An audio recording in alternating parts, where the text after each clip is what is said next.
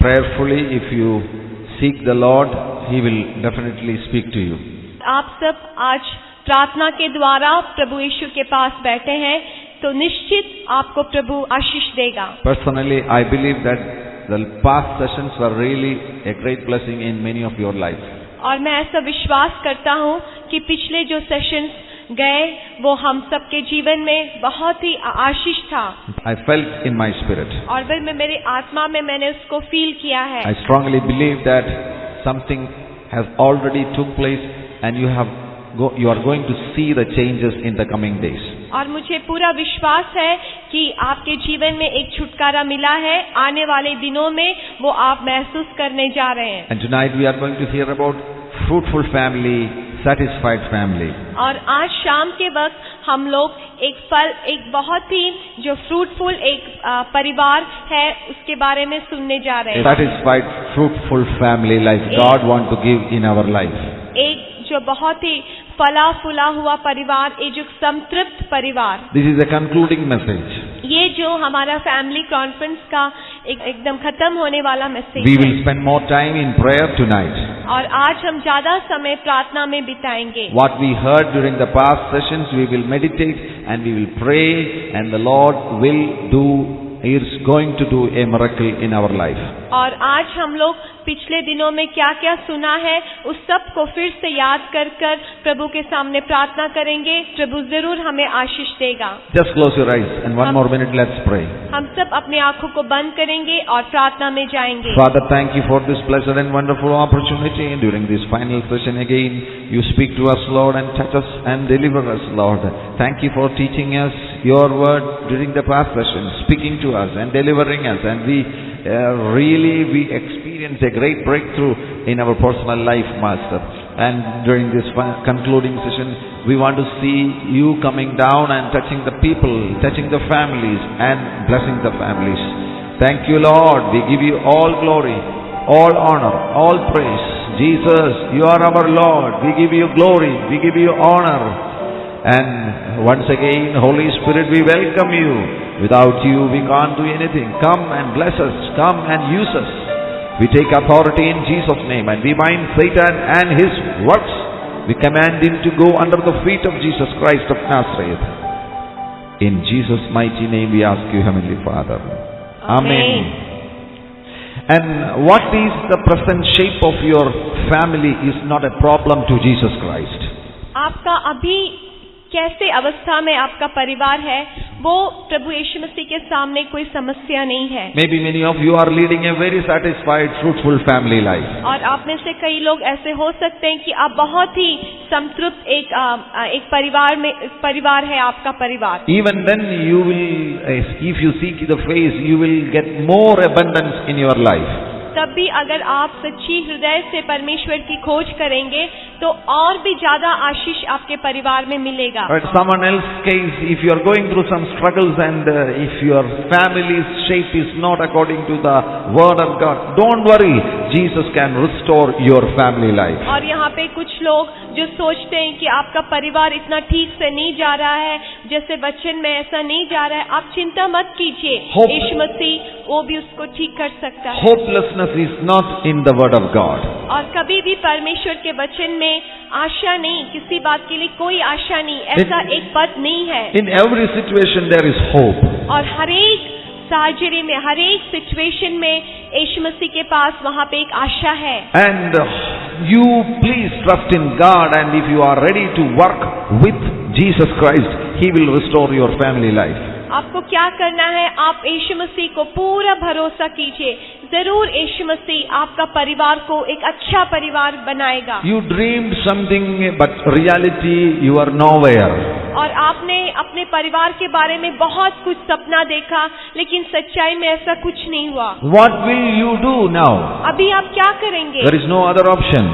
वहाँ पे अभी कोई चारा नहीं है। Work together with Jesus Christ. आप दोनों को मिलकर यीशु मसीह के साथ ये काम करना है। He will take you to your dreams, and your dreams will become realities in your life. आपको कैसा परिवार चाहिए, आपका क्या इच्छा था, क्या सपना था, उसको लेकर यीशु मसीह के पास जाइए। Forget about your past, start rebuilding your family life from today onwards. आपका पिछले जीवन में क्या हुआ है उस सब बातों को भूल जाइए और आज से एक नया शुरुआत कीजिए। Settle your past things, settle your past happenings and rebuild from today. Do not remind the past things. और आपका पिछले जीवन में क्या क्या हुआ है उस सब को सेटल कर एक नया जीवन में प्रवेश कीजिए। In the Bible we see our Lord Jesus saving and restoring many families. और हम बाइबल में ऐसे देखते हैं प्रभु यीशु मसीह बहुत से परिवार जो टूटा हुआ था किस प्रकार से उसको ठीक करता है। Literally from destruction, physical destruction, God saved many families. और बहुत ही जो शारीरिक रूप में जो खत्म हो गए थे एकदम बर्बाद हो गए थे यीशु मसीह ने उनको ठीक किया है। That is the example of Noah in Genesis chapter 7 and verse 1. God restored, God saved, God rescued his family. और हम नोहा के बारे में उत्पत्ति के किताब में देख सकते हैं किस प्रकार से उस परिवार को बहुत बड़ा एक बिछड़ने से किस प्रकार से उसको बचाया। I was shocked to read that passage when we see all other people on this world and their families were perished, but only one family was rescued by God. और मुझे बहुत ही आश्चर्य लगा जब मैंने नोहा के बारे में पढ़ा। ये पृथ्वी के सारे परिवार जब नाश हो गए एक ही परिवार को प्रभु ने बनाकर रखा। Look around and you may be seeing many families living and destroying their life, maybe perishing in this world. In midst of this destruction, you can save your family in the name of Jesus Christ. और आपके समाज में आप देख सकते हैं आपके चारों ओर बहुत से परिवार लोग अपने आप को वो बर्बाद करते हैं अपना परिवार को तोड़ते हैं लेकिन आप यीशु मसीह के साथ रहने से आपका परिवार को आप बना सकते हैं। Nothing is impossible with God. हमारे यीशु मसीह के लिए कुछ भी असंभव नहीं है। Nothing is impossible with those who believe. और जो यीशु मसीह को पूरा विश्वास करते हैं उनके लिए कुछ भी असंभव नहीं है। Start praying from today onwards. आज से आप प्रार्थना कीजिए। Many of you may do not have a habit of family prayer. और आप में से बहुत लोगों को एक जो फैमिली प्रेयर है पूरा परिवार मिलकर जो रोज प्रार्थना करते हैं ऐसा आदत नहीं होगा। From tonight onwards start family prayer. और आज रात से आप एक परिवार के रूप में बैठकर प्रार्थना करने की आदत को डालिए। Family prayer is not like a fellowship. जो फैमिली प्रेयर होता है वो एक फेलोशिप में जैसे हम करते हैं ऐसा नहीं है। Just within 15 minutes, within 20 minutes you can close your family prayer. आप 15 मिनट 20 मिनट में आपका फैमिली प्रेयर को आप खत्म कर सकते हैं। Don't go for 1 hour, 2 hour family prayer. और 1 घंटा 2 घंटा फैमिली प्रेयर के लिए आप मत जाइए। Every day morning and every day evening just 10 minutes, 15 minutes spend together, sit together and pray and worship the Lord. और हर दिन सुबह और शाम को आप परिवार आप पति पत्नी बच्चे मिलकर आकर एक साथ बैठकर प्रार्थना कीजिए। Many of the things which we taught you, some sisters told us, some brothers told us, it is very good to hear but it is very difficult to practice. और हमारे बीच में कई भाइयों ने और बहनों ने ऐसा कहा कि आप लोग जो बोलते हैं ये सब सुनने के लिए बहुत अच्छा लगता है बहुत ठीक लगता है लेकिन हमारे जीवन में इसको लागू करने के लिए थोड़ा मुश्किल है। It's very simple. If you preach against smoking, the smoker will say, it is very good to hear to stop, hearing about stop smoking, but I am not able to stop smoking. तो जो लोग cigarette पीते हैं उन लोग भी आकर ऐसे बोलेंगे कि ये जो सिगरेट पीने का आप जो सिगरेट नहीं पीना है बोलकर जो प्रचार कर रहे थे बहुत सुंदर से आपने प्रचार किया लेकिन ये सिगरेट पीना जो रोकने के लिए थोड़ा मुश्किल है। But one day when there comes a throat cancer and the doctor will say stop taking cigarette, he will stop taking cigarette. लेकिन जब एक दिन वो बीमार हो जाएगा उसका गले में कैंसर हो जाएगा जब उसको डॉक्टर बोलेगा कि आज से तुम्हें सिगरेट नहीं पीना है तब वो सुनेगा सिगरेट पीना रोक देगा। My dear people, what all things we taught you, it is practical things only. If you try through the power of the Holy Spirit, if you work with Jesus Christ, you will be able to practice all those things in your family life. मेरे प्यारे भाई बहनों, हमने जो कुछ भी बोला है ये हम लोग कर सकने वाली बात है। आप यीशु मसीह के साथ पवित्र आत्मा की शक्ति से आप अपने जीवन में इसको लागू करेंगे तो ये आपको आशीष ही देगा। Don't wait up to cancer. और कभी आप कैंसर या कोई बड़ी बीमारी आने तक इंतजार मत कीजिए। Physical cancer नहीं, family cancer. और एक शारीरिक रूप में कैंसर नहीं, परिवार में जो दुर्घटना कैंसर के रूप में जो घटनाएं आ जाती हैं। It is better to have good health than to receive a healing. और ये अच्छा है कि आपको अच्छा तंदुरुस्त हो ताकि बीमार होने से पहले। After being physically sick, you can receive a healing in Jesus' name. आप शरीर में बीमार होने के बाद आपको एक चंगाई मिल सकती है। But on the other hand, if you trust in God, you can keep your health in good condition. लेकिन आप परमेश्वर पर विश्वास करते हैं तो आपका शरीर को कोई बीमारी नहीं होकर भी आपका शरीर को अच्छे से रख सकते हैं। In chapter 16 of Acts, we see that jailer's family in Philippia was saved by Jesus Christ. और हम लोग प्रेरितों के काम उसके चैप्टर 16 में देखते हैं कैसा एक जेलर का जो परिवार है वो पूरा उद्धार को पाता है। That is a salvation, spiritual salvation. वो आत्मिक रक्षा को दिखा रहा है। If God can save that family spiritually, अगर परमेश्वर उस परिवार को आत्मिक रूप में बचा सकता है, He is able to restore your family life also. वो आपका पारिवारिक जीवन को भी बना सकता है। In Exodus chapter 12, we see each family taking a lamb for Passover. और निर्गमन की किताब उसके 12 अध्याय 3 पद में देखते हैं कि हर एक परिवार एक एक बकरी को लेता है पासओवर के लिए। So family by family they were saved from Egypt. और एक एक परिवार कर उनको मिस्र देश से निकाला गया। That night they all came together. और उस रात को उन लोग सब एक साथ आया। Husband, wife, children all came together. और उस रात में पति, पत्नी, बच्चे सब मिलकर आए। Sacrificed the Passover lamb. और जो पासओवर का जो बकरी था उसको बलिदान दिया। They prepared that lamb. और उन्होंने उस बकरी को अच्छा से बनाया। They ate together. और उन लोग सब मिलकर उसको खाया। From tonight onwards, आज रात से go back to your home. आप अपने घर जब वापस जाते हैं Sit together. आप एक साथ बैठिए। Eat together. आप एक साथ खाना खाइए। Talk together. एक साथ बात कीजिए। If God saved family by family from Egypt, अगर परमेश्वर ने मिस्रैम से एक एक परिवार को बचाया है, He is concerned about families. तो इसका अर्थ है कि वो हमारे परिवारों का चिंता करता है। And allow Jesus to sit on the throne in your family. और आप यीशु मसीह को अपने परिवार के मुख्य स्थान पर यीशु मसीह को बैठाइए। We all know the story of Titanic. In 1912, one ship Titanic was destroyed in North Atlantic Sea. हम सब टाइटैनिक नामक बहुत बड़ा एक जहाज था उसका बारे में जानते होंगे। 1,200 people died. और उसमें 1,200 लोग थे। And again the people in that journey asked one question: Who is in charge of this ship? Who is in charge of this ship? और जब कभी भी ये लोग जब अपने यात्रा में आगे बढ़ रहे थे बहुत बार इन्होंने पूछा ये पूरा शिप का कौन देखभाल करता है, कौन इसके चार्ज में है। They trusted in human hands. उन लोग ने मनुष्य को भरोसा किया। But that ship was sank. लेकिन वो जो जहाज है वो पानी में डूब गया। It was destroyed. और वो पूरा खत्म हो गया। That was a great disaster. और वो बहुत बड़ा एक बहुत ही बड़ा नुकसान था। Tonight ask the same question to your family: Who is in charge? Who is in charge?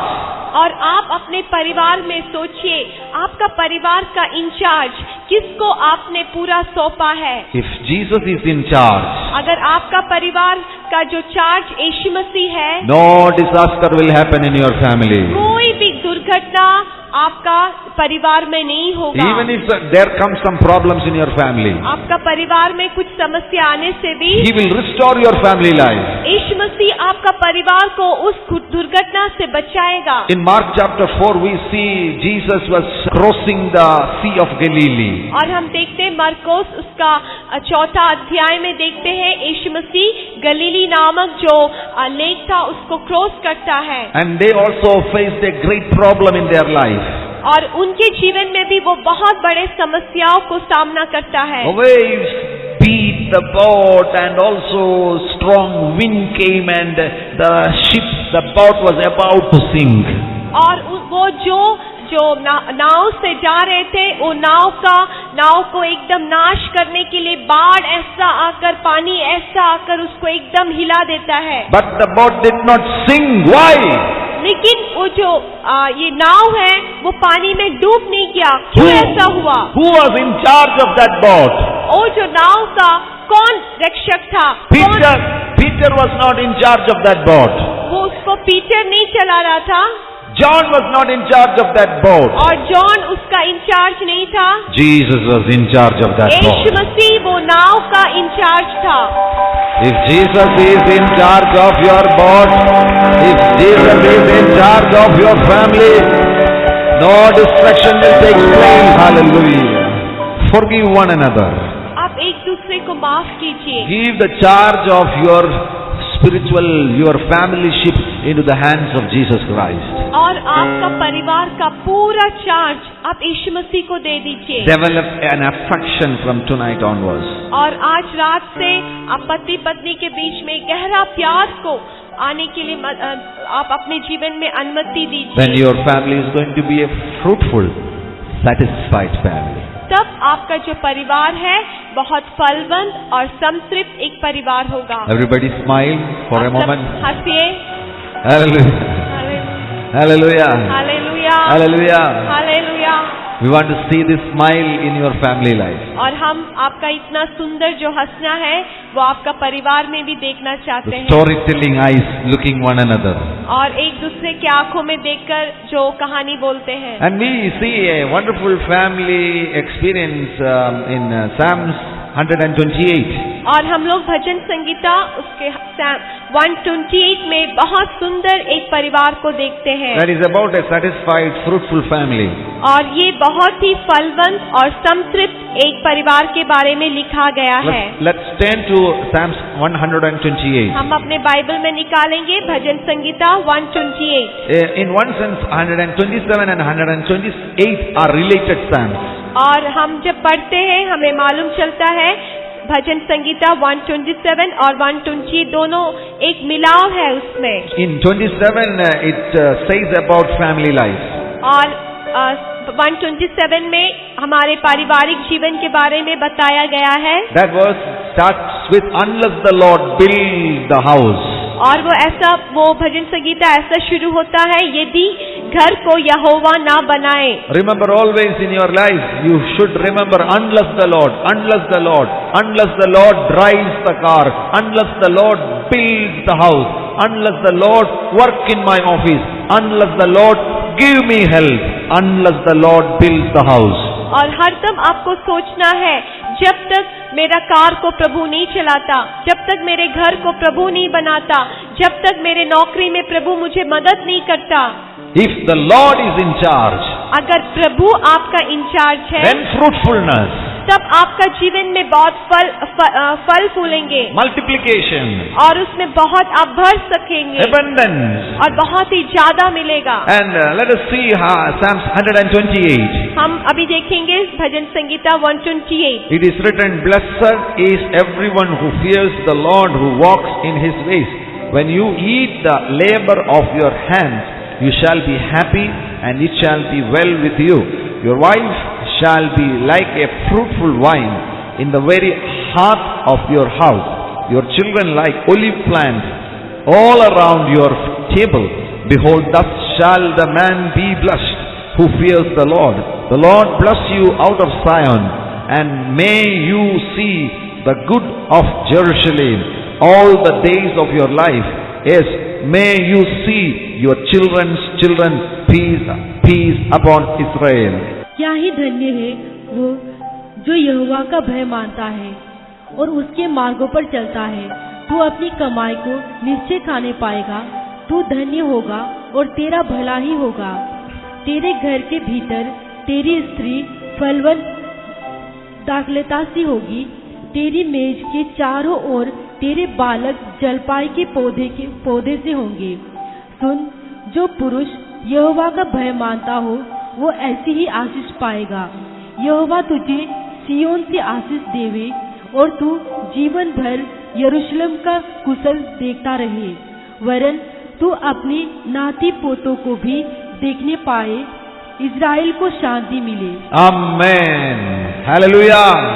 Pray to the Lord. Lord, I want such a family in my family life. और आप परमेश्वर से प्रार्थना कीजिए, प्रभु या वचन में जैसा लिखा है ऐसा एक परिवार हमको This चाहिए। is a peaceful, prospering family. और ये बहुत ही शांति है ये परिवार में, और बहुत ही अनुग्रहित परिवार This is है। a God-fearing family. और ये परिवार परमेश्वर का भय मानने वाला एक परिवार है। They are trusting in the Lord. वो परमेश्वर पे पूरा भरोसा करते हैं। One of the very first result of God-fearing family, those who are trusting in God, they will eat their labor. That means when you eat the labor of your hands, what you are receiving or what is your work, what is the benefit you receive from your hard work, you will eat. और जो भी यहोवा का भय मानता है वो जरूर अपना जितना कमाई किया, अपना कितना जो परिश्रम किया, उसका फल आपको निश्चय मिलेगा। That means after working for 1 month in office, you will get 10,000 rupees, maybe 7,000 rupees, and 4,000 rupees will not go to the hospital. That money will be benefited for your family. और इसका अर्थ है कि आपने 1 महीना ऑफिस में इतना कष्ट किया, आपको जो 10,000, 7,000 जो तनख्वाह मिलता है उसमें से 4,000 हॉस्पिटल नहीं जाएगा, लेकिन वो 4,000 भी आपका परिवार के लिए आप उसको यूज कर सकते हैं। I know many people are going through poverty. और मैं जानते हैं आप में से बहुत लोग पैसे की बहुत कमी है, आपको बहुत मुश्किल है। Especially people coming from village, they are struggling for money. और जो बस्ती से लोग हमारे बीच में आए हैं उनको बहुत पैसों की कमी है। Don't be anxious about your future. आप अपना जीवन में क्या होगा, आगे क्या होगा, चिंता मत कीजिए। Don't anxious about money. आप पैसा कहाँ से मिलेगा इसके चिंता में मत रहिए। Even if you are going through poverty, आपका अभी कुछ पैसों का दिक्कत होने से भी still trust in God. आप अभी भी यीशु को पूरा भरोसा कीजिए। How much you can work, you work. कितना आप काम कर सकते हैं इतना कीजिए। God is able to give you an abundance. और परमेश्वर आपको आशीष देगा, आपको भर देगा। And somebody asked me one question that if God's children who are specially doing God's ministry, if they cultivate some land or do some selling or buying, whether God will punish them. और मुझसे कुछ लोगों ने ऐसा पूछा, खासकर जो प्रभु की सेवकाई करते हैं, क्या उन लोग अपना खेती कर सकते हैं, क्या उन लोग कुछ दुकान कुछ कर सकता है, क्या ये पाप है, इस प्रकार से पूछा। First of all, I want to make a statement here. मैं यहाँ पे एक बात को बोलना चाहता हूँ। Our God is not a fear. हमारा जो परमेश्वर है वो भय नहीं है, कोई डर नहीं है। Our God is love.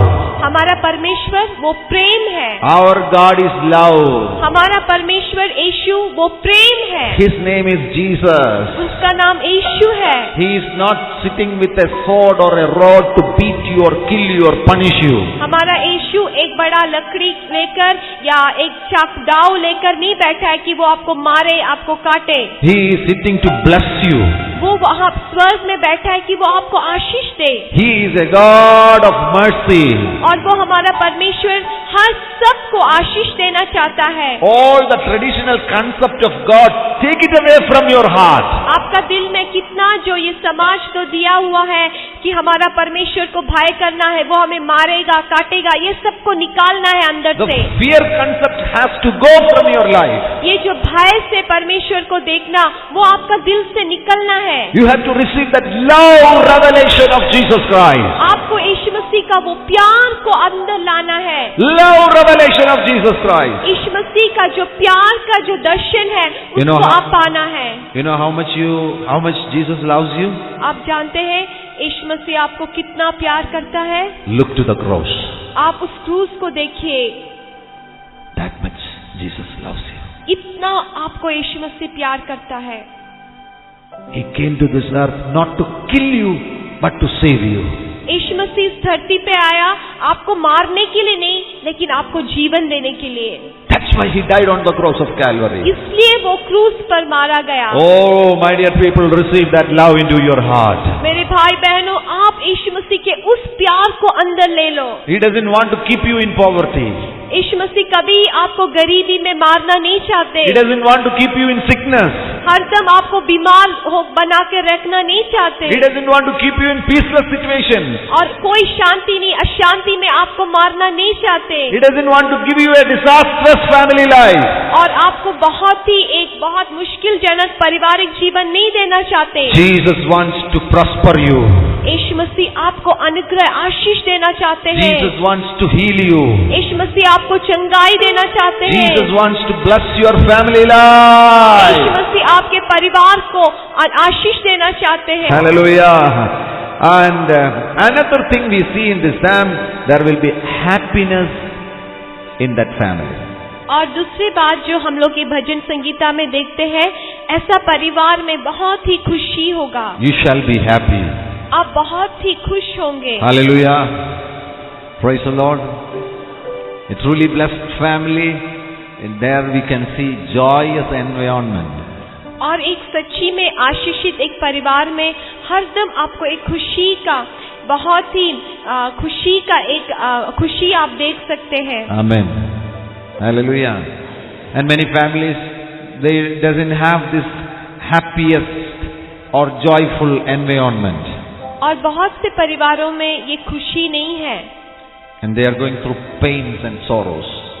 बहुत से परिवारों में आज दुख है, दर्द है, Unfulfilled desires. उनको बहुत ऐसे इच्छा थी, वो सब ऐसा इच्छा कुछ भी पूरा नहीं है, ऐसे करके वो लोग आगे जाते हैं। Calculating about their losses. और वो आप ये भी गिन रहे उनको क्या क्या नष्ट हुआ है। Stop it. आप ये सब रोक दीजिए। Make your family with joy. Make environment a joyful environment. आप अपने परिवार के अंदर पूरा खुशी से भर दीजिए, वो बहुत ही खुशी से भरा हुआ एक घर आपका परिवार को बना दीजिए। When Jesus comes to your family life, यीशु मसीह जब आपके परिवार में आते हैं, when He takes charge of your family, यीशु मसीह जब आपका परिवार का पूरा नियंत्रण ले लेते हैं, I believe that will happen in your life. वो जरूर आपके परिवार में ऐसा होगा। And two things again written in this psalm is about wine and about olive. और हम इस भजन संगीता में देखते हैं दो बातें लिखा गया, एक दाखलता के बारे में और एक जलपाई के बारे में। So in a satisfied family, एक संतृप्त एक परिवार में the presence of olive and also the presence of wine. और एक जो दाखरस का जो दाखरस भी होगा, वहाँ पे जलपाई भी होगा। So wine represents many things in the word of God. और जो दाख है, दाख लता है, वो परमेश्वर के वचन में बहुत बातों को दिखाता है। It is the anointing of the Holy Spirit. वो पवित्र आत्मा का अभिषेक को दिखाता है। And also wine represents fruitfulness. और जो दाख लता है, फल देने वाला को भी दिखाता है। You know, in the wine plant, if you go to a wine yard, you can see from one wine plant thousands and thousands of grapes. Lots of grapes are coming out of one wine tree. हम अब एक दाखलता के बागान में जाने से हम देख सकते हैं, एक ही दाखलता के पेड़ से हजार जो अंगूर है उसको हम देख सकते हैं। It shows fruitfulness. वो जो उसका जो फलन है उसको दिखाता है। When 12 spies went to spy out the land of Canaan, जब 12 जो लोग कनान को जब देखने के लिए गए थे, they came with grapes. और उन्होंने अंगूर को लेकर आया, carrying the grapes. उन्होंने इतना भारी था, उनको 2 लोगों को लेना पड़ा। That much bigger was that grapes. और they इतना carried. बड़ा अंगूर था वो। You can imagine how much that wine tree was fruitful. तो आप सोच सकते हैं कि वो जो दाखलता का जो पेड़ था कितना फल देने वाला था। To that extent, God will make you fruitful. और उतना ही आपको वो फलवंत बनाएंगे। For one example, in the land of Zarephath, in Elijah's story, we see a widow ready to commit suicide. और हम बाइबल में एक कहानी पढ़ते हैं, साराफात नामक एक जगह पे एक विधवा एक स्त्री थी जो अपने जीवन को खत्म करने जा रही थी। What was her problem? उसका क्या प्रॉब्लम था? Barrenness. एक कुछ भी नहीं है। Not the barrenness of the womb, but barrenness of food. और उसका घर में गरीबी था, खाने के लिए कुछ नहीं था। No wheat, no oil in that home. उसका घर में कोई तेल नहीं था, कुछ भी दाना नहीं था। So she was about to commit suicide after eating one bread.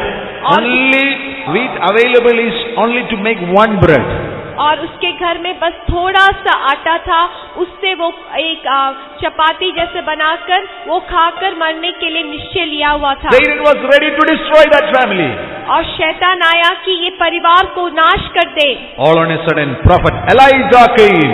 और उसी समय प्रवाचक एलीजा आते हैं। Elijah entered into that house. और एलीजा उस घर में आता है। My dear people, if Jesus enters into your house, मेरे प्यारे भाइयों बहनों, यीशु मसीह आपके परिवार में अगर आता है, some miracle is going to happen inside. तो आपके जीवन में कुछ आश्चर्य होने वाला है। Your that bottle, that what is that wheat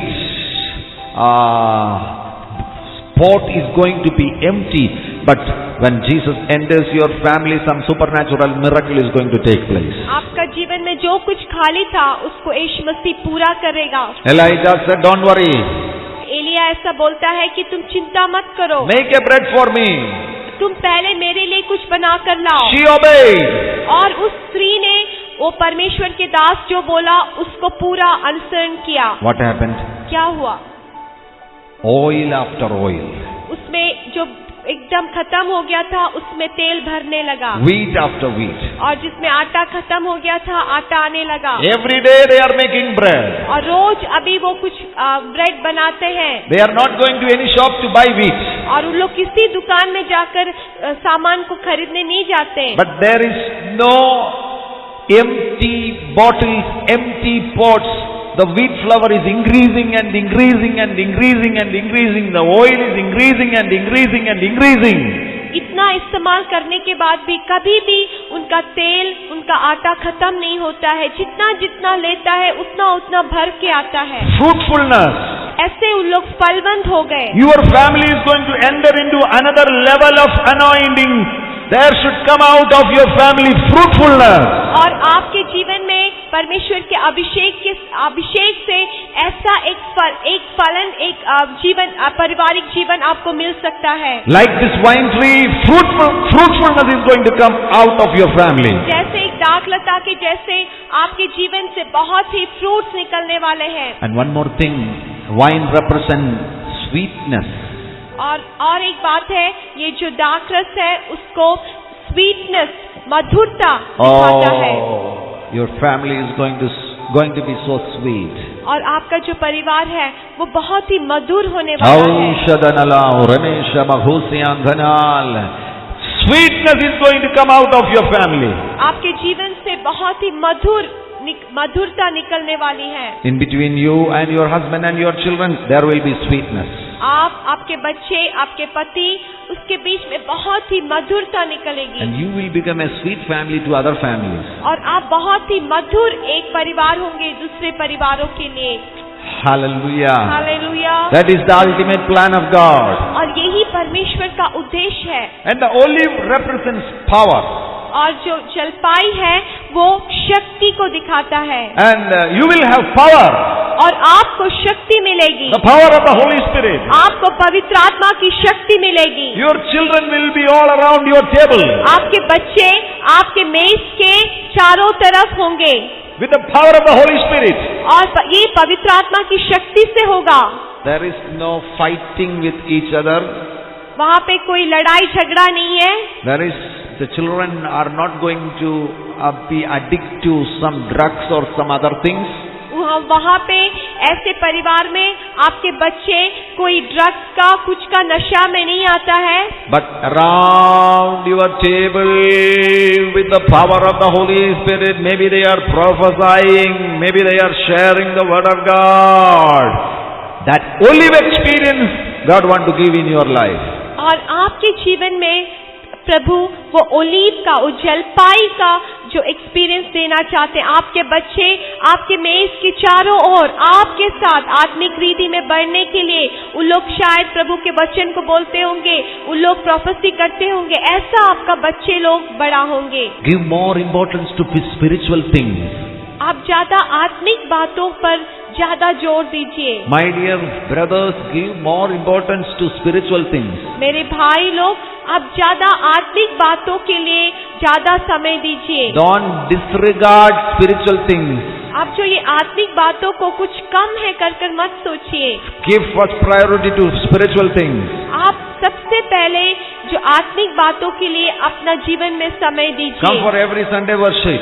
आप हर संडे आराधना में आइए Go for every fellowship. और हर एक फेलोशिप जो आपके पास है उसमें जाइए। Do not say that, oh, we are going too much. We are going for fellowship too much. Let us stop. Let us go only for one day in a week.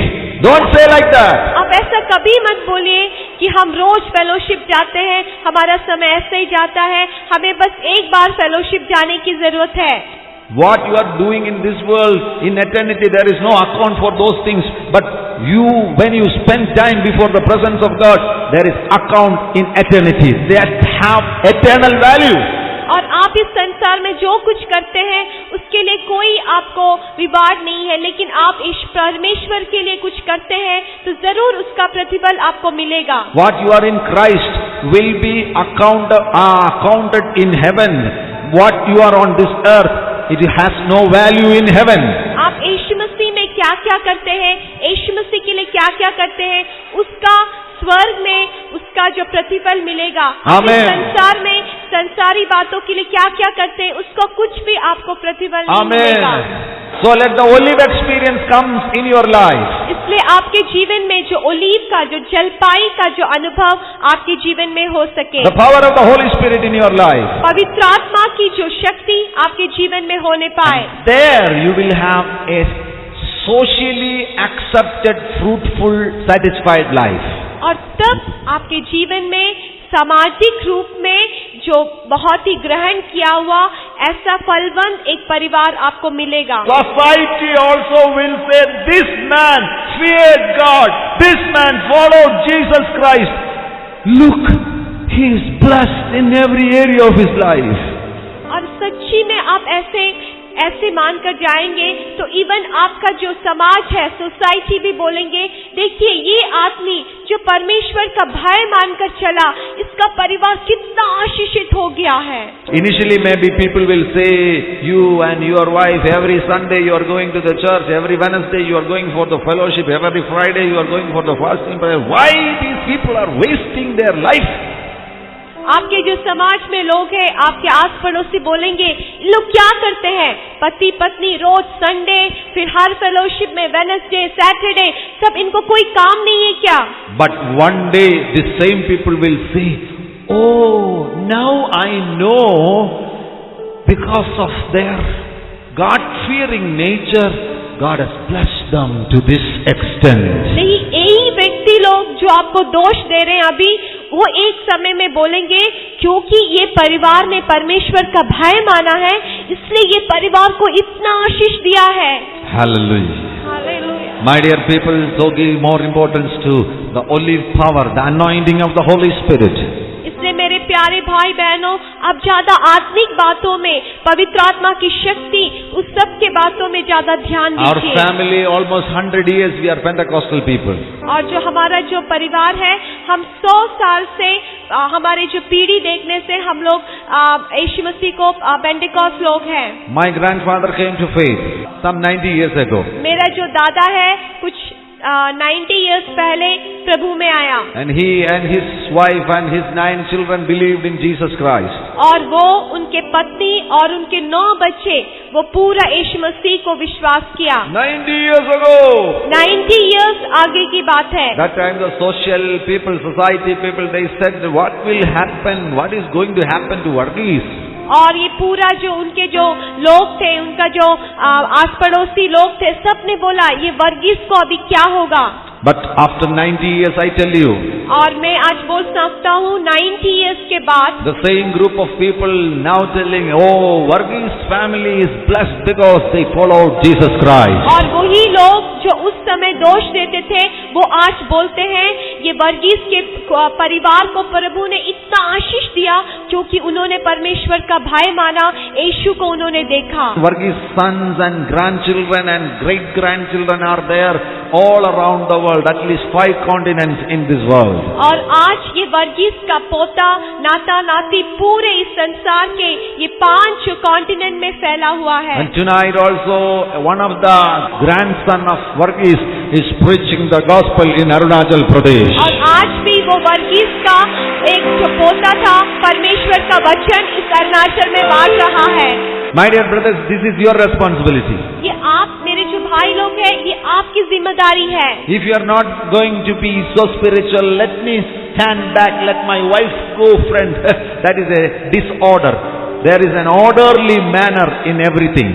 और आप जो खासकर जो भाई लोग हैं, आप ऐसा मत सोचिए मैं पीछे बैठूंगा, मैं घर में बैठूंगा, मेरे पत्नी लोग को जाने दो, गिरजा जाने दो, आराधना करने दो, ऐसा मत सोचिए। ये बाइबल में जो ऑर्डर है उसका विपरीत है। बाइबल में हर एक बात के लिए एक ऑर्डर दिया गया है। In Joshua chapter 24 and 15, there not Joshua's wife is telling that we will serve God, but the leader in that family, Joshua, the father of that family, the husband of that family, he says in chapter 24 and verse 15, but as for me and my house, we will serve the Lord.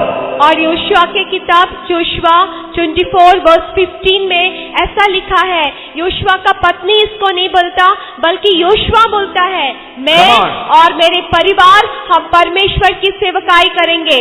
This is the time. Wake up! Stand for Jesus. लेकिन अभी ऐसा समय है जब हमें यीशु मसीह के लिए खड़ा होना है, यीशु मसीह के लिए कुछ करना है। In Exodus chapter 13 and verse 18, there is a word come in English, in orderly ranks. और एक्सोडस निर्गमन की किताब में हम देखते हैं ऐसा एक पद को लिखा है, सब कुछ ऑर्डर में, नियम में होता है। When they came out of Egypt, जब वो मिस्रैम से बाहर निकले, there was an order. वहाँ सब ठीक ठाक थे। According to that orderly manner, they marched left, right into the land of Canaan. और जब वो मिस्रैम से निकला, सब कुछ ठीक ठाक से जा रहा था। उसी से उन लोग वो कनान देश, उनको जो प्रभु ने जो दिया था, वो जगह में उन लोग घुसते हैं। If you make a decision and come to that orderly manner, orderly rank, अगर आप सब कुछ ठीक ठाक में वो रैंक में आ जाते हैं, and particularly husbands will receive some responsibilities from the Lord. और तब आप जो भाई लोग हैं, पति लोग हैं, आपको परमेश्वर के द्वारा कुछ आपके ऊपर जो अधिकार दिया जाएगा। Husbands will become the king in that family. तो जो पति है, आप लोग वो जो आपका जो परिवार का राजा होगा। King, what is the meaning of king? एक राजा का अर्थ क्या है? Decision making person. वो पूरा घर का जो निर्णय है, क्या करना है क्या नहीं करना है, वो निर्णय आप लेंगे। Why in many families the ladies are influencing decision making and the ladies are sitting as the head of the family? Why? ऐसा क्यों होता है? कई परिवारों में जो पत्नी है वो पूरा निर्णय लेता है, वो पूरा परिवार का सिर के ऊपर बैठता है। Maybe because these men are spiritually defeated. शायद आप लोग आत्मिक रूप में इतना ऊपर नहीं आ पाते, इसलिए होंगे। If you rise up as the king of your family, अगर आप अपने परिवार के राजा के समान ऊपर उठते आत्मिक रीत में, consulting with Jesus Christ, you will take the decisions in your family. अगर आपको यीशु मसीह से बहुत गहरा संबंध है तो आप अपने परिवार में एक एक निर्णय लेंगे। The second responsibility Jesus will give to every husband, he will become the priest of that family. और हर एक पति को प्रभु और एक जिम्मेदारी जो देगा वो है आपको आपका परिवार का पुरोहित बना देगा। You will stand in between God and your family. आप आपके परिवार और परमेश्वर के बीच में खड़े होंगे। A man of authority. एक जो मनुष्य जिसके पास अधिकार है। You will pray for your family.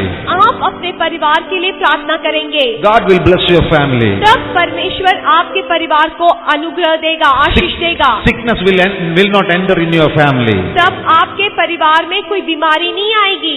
You will not lose money here and there. आपके पैसे इधर उधर नहीं जाएंगे। You will become the priest in your family. आप आपके परिवार का पुरोहित बन जाएगा। Many people are running after pastors and prophets. That is very good. और बहुत लोग आज क्या होते हैं, पास्टरों के पीछे जो प्रवचन बोलते हैं, प्रोफेसी करते हैं, उनके पीछे भागते हैं। But if you become a priest in your family, लेकिन अगर आप पति लोग अपने परिवार में पुरोहित बनते हैं, when there comes a problem in your family, आपके परिवार में कुछ समस्या आते हैं, when your wife becomes physically sick, और आपकी पत्नी जब बीमार होती है, you can lay hands and you can pray for your wife.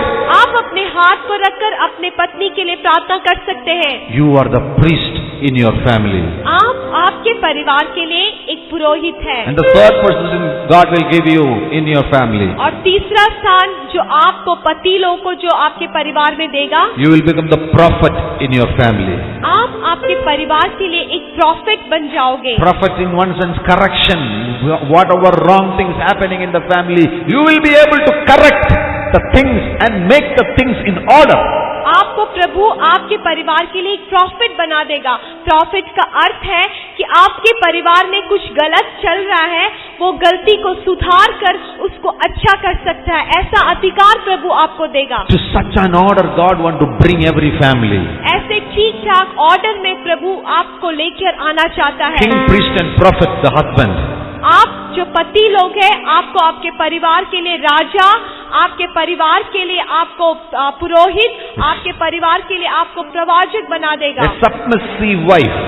और एक जो अधीनता में रहने वाली एक पत्नी, Supporting wife. एक जो आपको हरदम सपोर्ट करने वाला एक पत्नी, Your real mate. और आपका सच्ची में जो मित्र है, Right mate. और आपका सही में मिलने वाला जो Right partner. आपको राइट जो सच्ची में जो मिलने Standing वाला, with you. आपके साथ वो खड़ी होगी। In times of prosperity as well as in times of poverty, as well as in times of health, as well as in times of sickness. आपके साथ वो हरदम खड़ी होंगी। आपको पैसा है, पैसा नहीं है, बीमार है, बीमार नहीं है, खाना नहीं है, ये सब समय में आपके पत्नी आपके साथ होगी। Children according to the order. और ये ऑर्डर में हम जाने से बच्चे भी। That is the plan for your family. यही परमेश्वर का प्लान है आपके परिवार के लिए। How many of you are ready to receive this? आप में से कितने लोग प्रभु से इस आशीष को प्राप्त करना चाहते हैं? These principles are not heavy principles. ये कोई बहुत भारी वाला कुछ बात नहीं है। Not at all. ये कोई भारी वाला कुछ प्रिंसिपल नहीं बोलते। It is so simple. ये बहुत ही आसान है। One person will come to your family. एक व्यक्ति आपके परिवार में आएगा। His name is Jesus. उसका नाम है यीशु मसीह। He will do these things for you. और यीशु मसीह आपके जीवन में ये सब आपके लिए करके देगा। Your responsibility, just cooperate with Jesus Christ. और आपका क्या कर्तव्य है? आप यीशु मसीह के साथ दीजिए। वो क्या बोलता है, यीशु मसीह क्या चाहता है, उसी प्रकार करना है। Hallelujah. God want to make your family satisfied, fruitful family. और उतना तक आपके परिवार को एक संतृप्त और फलवन परिवार प्रभु बनाना चाहते हैं। And in this Psalms 128, और भजन संगीता 128 में there we see olive and wine. और हम वहाँ पे एक जलपाई और दाखलता को देखते हैं। And then we see, तब हम फिर उसके बाद देखते हैं, lastly we see, you may see your children's children. और इस ऐसे लिखा है, परंतु तू अपने नाती पोतों को भी देखने पाओगे। Wow. You may you may see your children's children. में लिखा है कि आप आपके बच्चों के बच्चों को भी, नाती और पोतों को भी देख पाओगे। That's long life. इसका अर्थ है कि आपको बहुत बड़ा उम्र दिया जाएगा। With long life, God will satisfy you. आपको बहुत लंबा उम्र देकर प्रभु आपको संतृप्त करेगा। Many times when we speak about long life, people will say, "Brother, already we are fed up. We want to go at the earliest to heaven." और लोग ऐसे बोलते हैं कि भाई अभी हम अपना जीवन से इतना परेशान हो गए, जितना जल्दी ये दुनिया से जाना चाहते हैं। No. ऐसा नहीं है। No. ऐसा नहीं है। If your family life becomes a heaven on this earth, अगर आपका जो परिवार इस धरती पर एक स्वर्ग बन जाता है, what is the difference between going heaven and living in this heaven? What is the difference? क्या अंतर है? आप उधर स्वर्ग जाना और इधर रहना, दोनों एक जैसा ही है आपके लिए। That's why Paul saying that I don't know whether I have to go to heaven or to live on this earth. इसलिए पौलुस भी ऐसा कहता है, मुझे ये नहीं मालूम कि मुझे स्वर्ग जाना है या मैं धरती पे रहूं। Why? क्यों? For already Paul is living in heaven.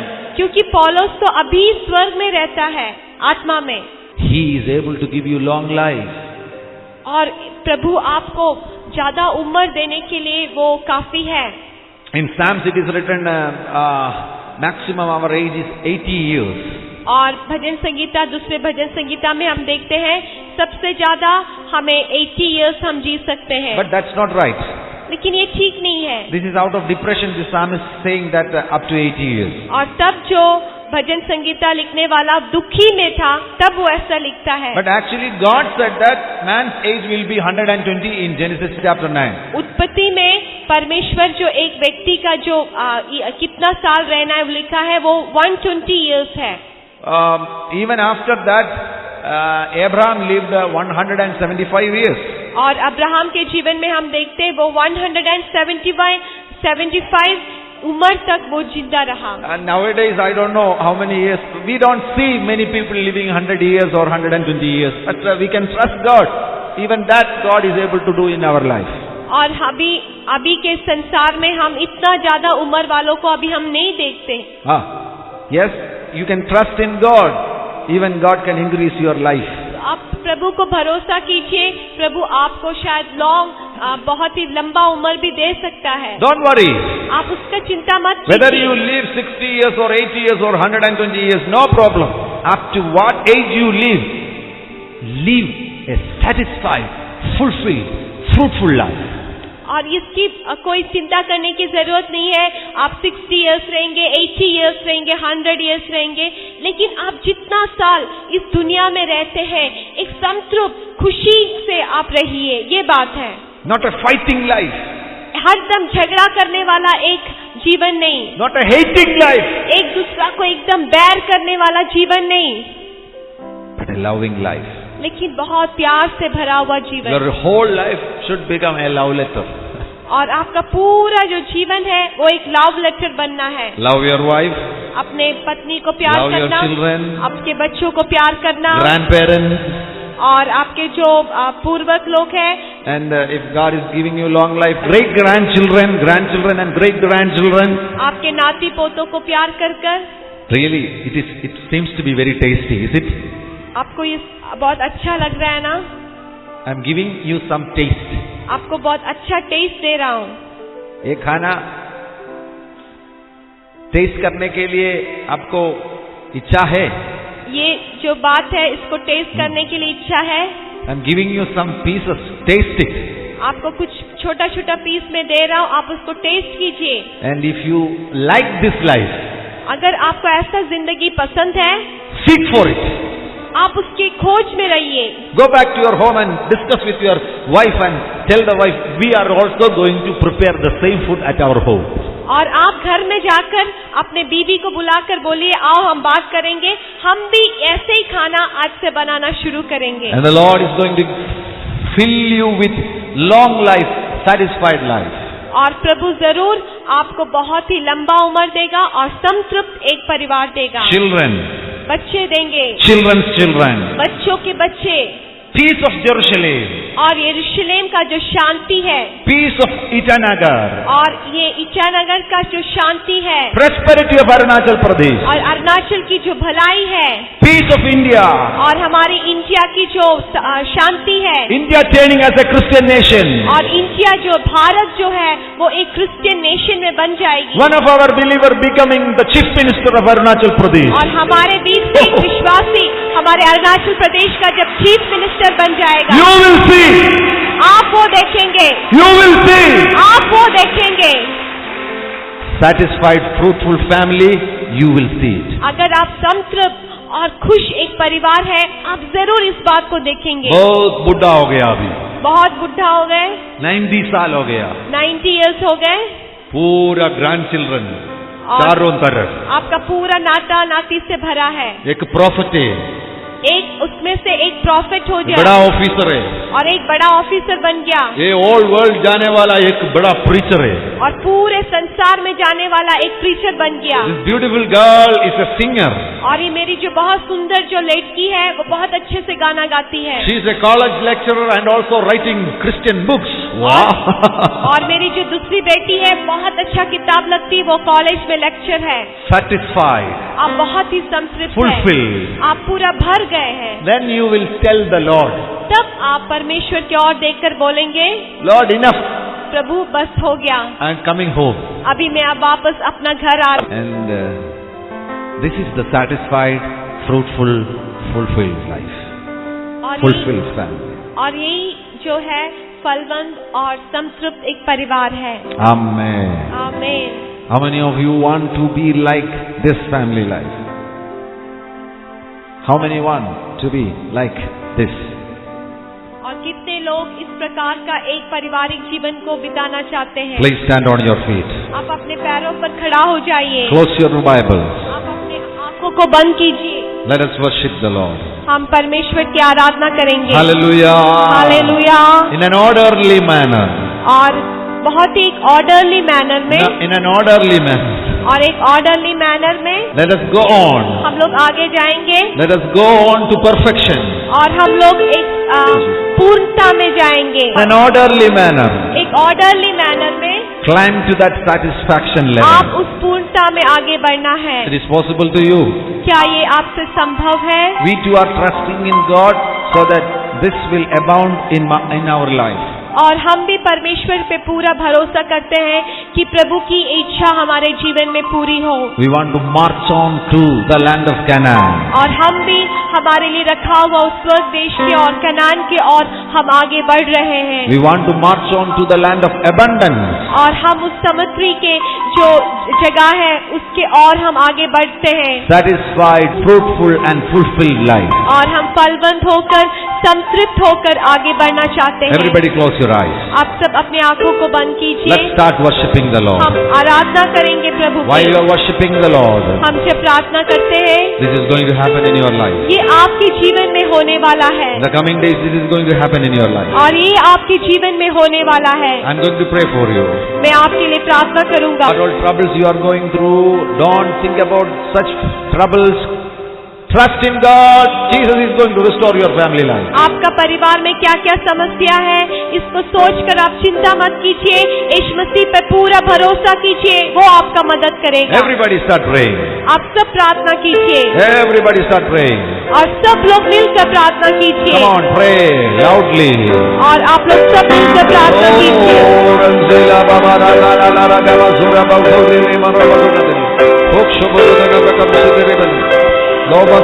Lord Jesus, we pray that the blessings which we are experiencing in our life as an anointing, let it go to this family, so that this family also should become a model family in Arunachal Pradesh for the glory of the kingdom of God. Hallelujah! Hallelujah! I bless this family in Jesus' name.